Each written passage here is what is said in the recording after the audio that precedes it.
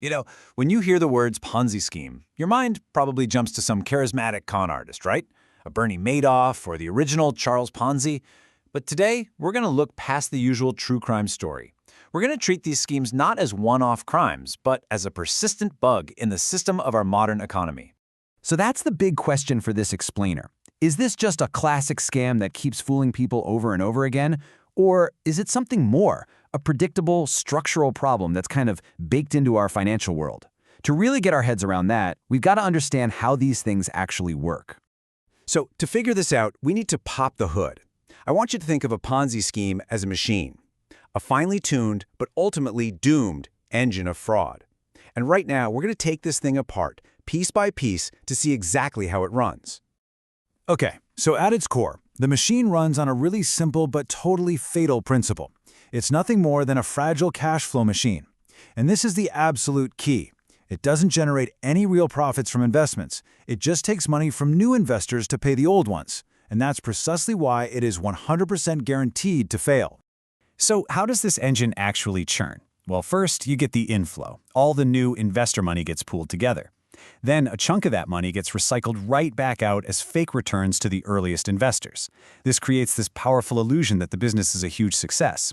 Of course, another piece of the pie is extracted for marketing to keep the machine fed and, well, for the operator's lavish lifestyle. The entire thing is designed to collapse. And let me be clear, this isn't a risk of collapse, it's a mathematical certainty. The second the new money coming in can't cover the payouts going out, that engine just seizes up. So, what keeps this rickety machine from just falling apart immediately? Well, it's held together by three powerful self-reinforcing loops. First up, you have the acquisition loop. This is all about hype, marketing, and creating a sense of urgency. Then there's the funding loop. As long as more money is coming in than going out, no one notices the whole thing is actually broke. And finally, you have the opacity loop, which uses confusing jargon and complex structures to hide what's really going on. Each loop feeds the others, creating this vicious cycle that just spins faster and faster until, boom, the whole system shatters. Right, but every machine needs fuel, doesn't it? So what powers this Ponzi engine? Well, it turns out the fuel is us. It's our own predictable psychology and the economic situations we find ourselves in. See, these promoters, they are absolute masters of pushing our psychological buttons. They tap right into our fear of missing out, that FOMO, when we see our friends or neighbors getting rich quick. They use something called affinity fraud, targeting tight-knit communities where trust is high and people don't ask too many questions. They rely on our authority bias, our natural tendency to trust a confident, charismatic leader, even without proof. And, maybe most powerfully, they turn the early winners into their best, unpaid marketing team, creating a viral wave of success stories. And it's not just what's in our heads. The entire economy can set the stage for these scams to thrive.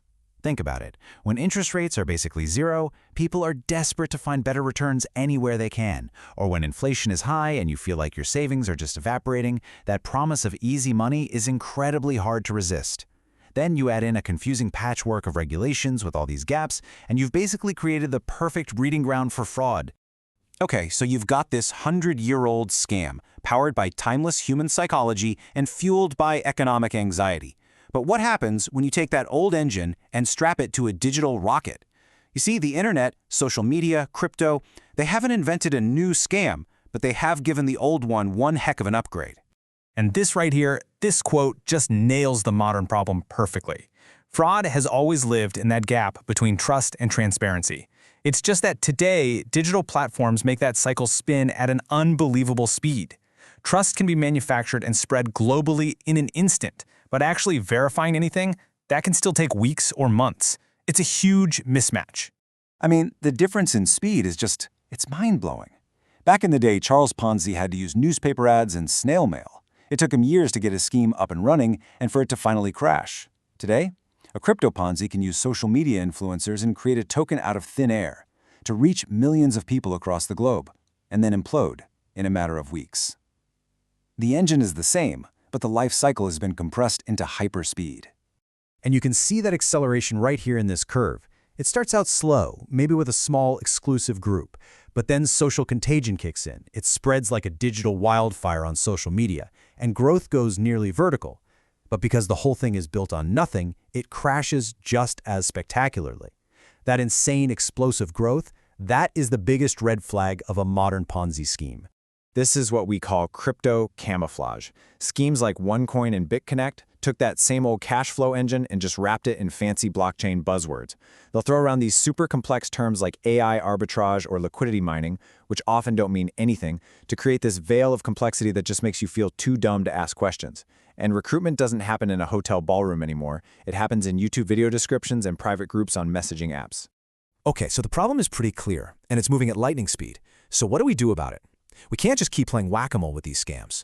What we need is a smart, coordinated defense, a real playbook for containment.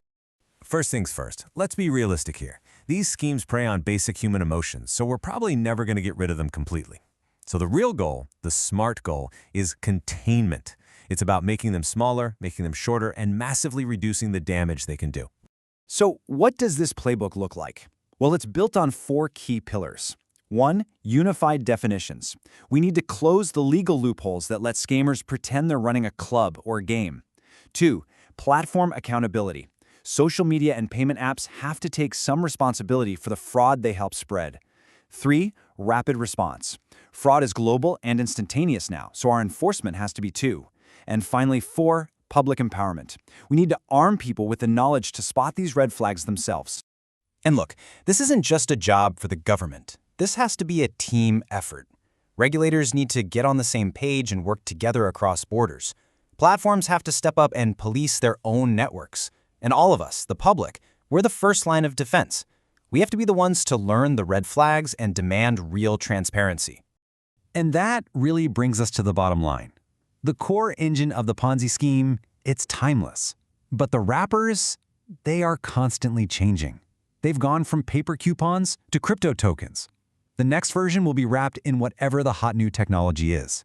So the real question for all of us is, are we building a system that's strong enough and fast enough to handle not just today's scams, but whatever comes next? That's the challenge ahead.